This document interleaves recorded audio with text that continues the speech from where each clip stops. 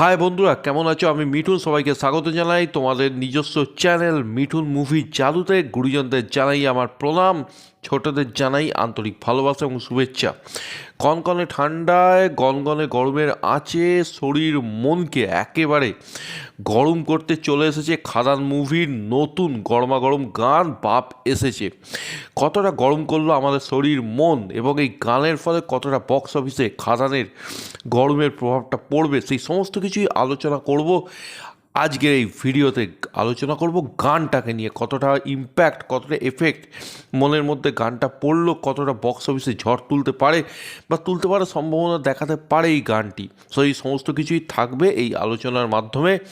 সুতরাং তোমাদেরকে সঙ্গে থাকতেই হবে, সঙ্গে দেখো, থাকো এবং দেখতে থাকো মিঠুন মুভি জাদু।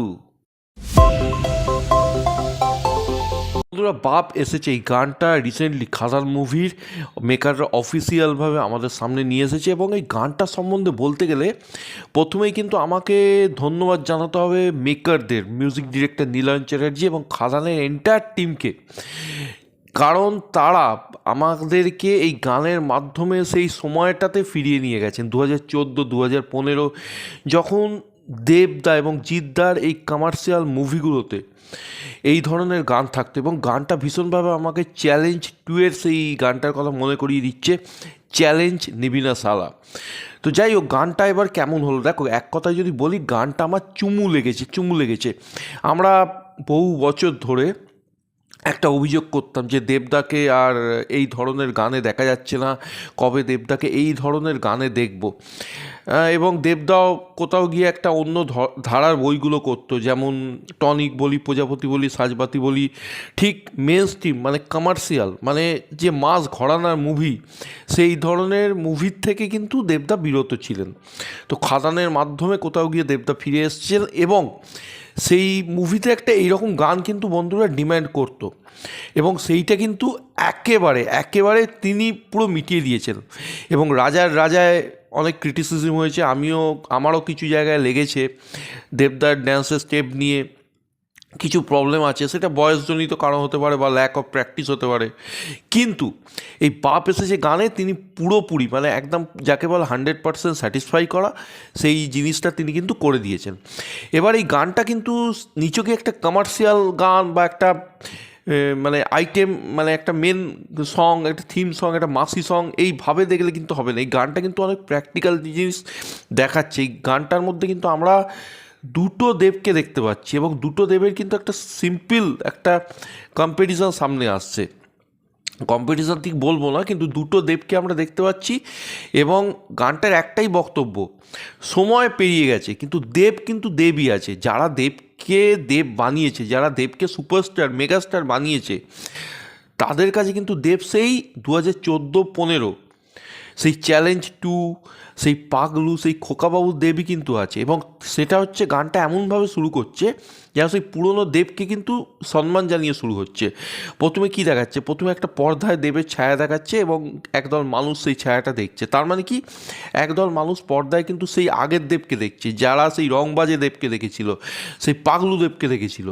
তারপর পর্দা ফেটে যিনি বেরিয়ে আসছেন, সে হচ্ছে 2024-এর দেব, কিন্তু হাতে সে গরুল নিয়ে বেরিয়ে আসছে। তার মানে কি, সেই দেবী কিন্তু এখন আছে, শুধু কি তার একটু বয়সটা বেড়েছে, সময়টা অনেকটা পেরিয়ে গেছে, কিন্তু সেই দেবী আছে, সেই দেবের সেই এনার্জিটা আছে। এবং গানের মধ্যে কি সুন্দরভাবে চ্যালেঞ্জ নিবি না সালা, মানে তার চ্যালেঞ্জ আর তার যে বিখ্যাত ডায়ালগটা, সেটাকে তিনি সুন্দরভাবে তুলে ধরলেন। এবং আমার মনে হয় প্রত্যেক সুপারস্টারের নিজস্ব কিছু সিগনেচার স্টাইল থাকে, কিছু ডায়ালগ থাকে। যেমন রজনীকান্তের আমি রিসেন্টলি দেখছিলাম বার্থডে স্পেশালে, রজনীকান্তের প্রচুর মুভির কোলাজ নিয়ে একটা ভিডিও তৈরি করা হয়েছে, এবং সেখানে রজনীকান্তের যে ফেমাস স্টাইল সিগারেট খাওয়া, সেটাকে কিন্তু রাখা হয়েছে। এবং রজনীকান্তের মুভি মানেই কিন্তু এই স্টাইলটা মেকাররা রাখেন, সিগারেট খাওয়ার স্টাইল। এইখানে দেবদার যে চ্যালেঞ্জ নিবি না সালা, ওটা দেবদার মুখেই মানায়, অন্য মুখে কিন্তু মানায় না। আমি উইথ ডিউ রেসপেক্ট বলছি, প্রত্যেকটা সুপারস্টারেরই কিন্তু একটা সিগনেচার স্টাইল থাকে। তো এই যে চ্যালেঞ্জ নিবি না সালা এইভাবে বলা, বা এই যে খাদানে একটা স্টাইল হয়েছে, এই বিড়িটাকে সেই মুখের মধ্যে টেনে নিয়ে আবার বের করা, এইগুলো হচ্ছে দেবদার একটা নিজস্ব ঘরানা স্টাইল হয়েছে। তো এইটাকে বলা, এবং গানের মধ্যিখানে কয়েকটা বাচ্চাকে আনা হয়েছে এবং সেই র্যাপ সং করছে এবং বাচ্চাগুলো কিন্তু ক্লিয়ারলি বলছে মাস অবতারে সুপারস্টার এসছে। এটা কিন্তু কোথাও গিয়ে সেই খোকা বাবুর সেই একটা টাইটেল সং খোকা, তো সেটাকে দেখতেও কিন্তু বেশ ভালো লাগছে। তো এবং ওই র্যাপের পোর্শনটা কিন্তু বেশ ভালো এবং দেব যেভাবে এনার্জির সাথে তাদের সঙ্গে তাল মেলাচ্ছে সেটাও বেশ ভালো লাগছে।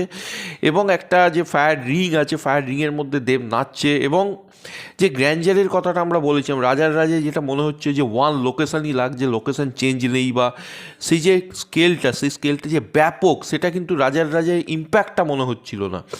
এইখানে কিন্তু লোকেশানটাকে বারবার চেঞ্জ করা হয়েছে এবং বোঝা যাচ্ছে যে খরচাটা করা হয়েছে। সুতরাং একটা যে সাউথ ইন্ডিয়ান মুভিতে আমরা কি দেখি, একটা সুপারস্টারকে নিয়ে একটা গান, স্পেশাল সং ভিডিও লঞ্চ করা এবং সেখানে একটা গ্র্যান্ডার থাকে, সুপারস্টারকে মানে সম্মান জানিয়ে সেই গানটা করা হয়, সুপারস্টারকে ওরশিপ করে সেই গানটা করা হয়, সেই ফিলটা কিন্তু এখানে আমরা পাচ্ছি। আমরা বাংলা মুভি, খাদান একটা বাঙালির মুভি, বাংলা মাটির মুভি, সেখানে কিন্তু সেই ফিলিংসটা দিচ্ছে সুপারস্টারকে জানিয়ে। তো এই ধরনের গান মানে এই মুভির পক্ষে ব্যাপক এবং আমার মনে হয় কিশোরী গানটার পর এই গানটাও কিন্তু ভালো রকম ভাইরাল হওয়ার সম্ভাবনা আছে। এবং খাদানের যদি গানগুলো এইভাবে ভাইরাল হতে থাকে তাহলে কিন্তু আর বলতে হবে না, খাদান কিন্তু ব্যাপক হবে।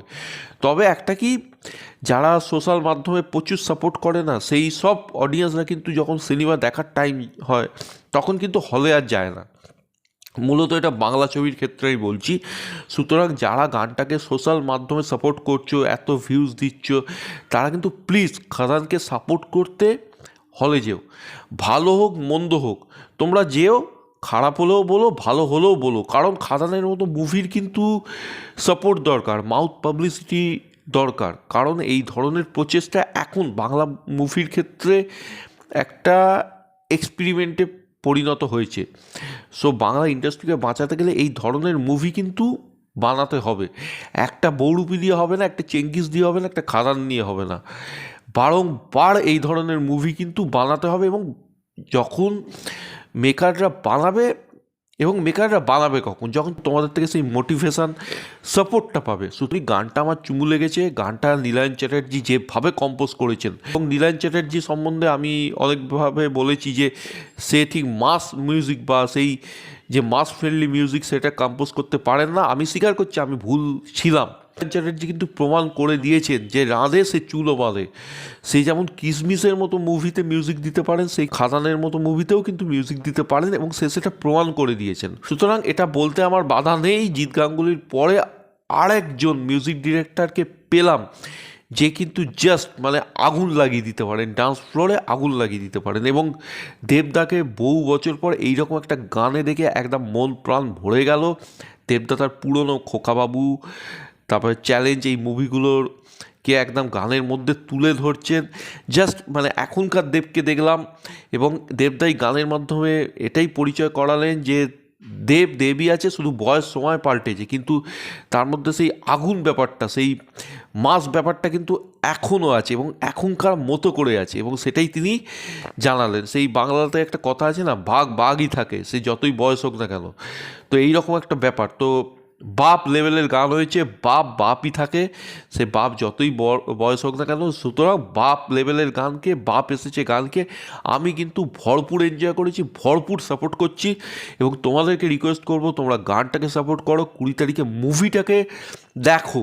এটাই আমার বক্তব্য ছিল এই গানটাকে নিয়ে। তোমাদের কেমন গানটা লেগেছে জাস্ট আমাকে কমেন্ট করে জানাও। আজকে ভিডিও সম্বন্ধে তোমাদের কি মত সেটাও আমাকে জানাও। এই ভিডিওটা ভালো লাগে ভিডিওটাকে লাইক করো, শেয়ার করো, চ্যানেল বা ভিডিও নতুন হলে সাবস্ক্রাইব করো এবং ফার্দার নোটিফিকেশনের জন্য বেল আইকনটা ক্লিক করতে ভুলো না। সকলে ভালো থেকো, সুস্থ থেকো, টেক কেয়ার, বাই বাই।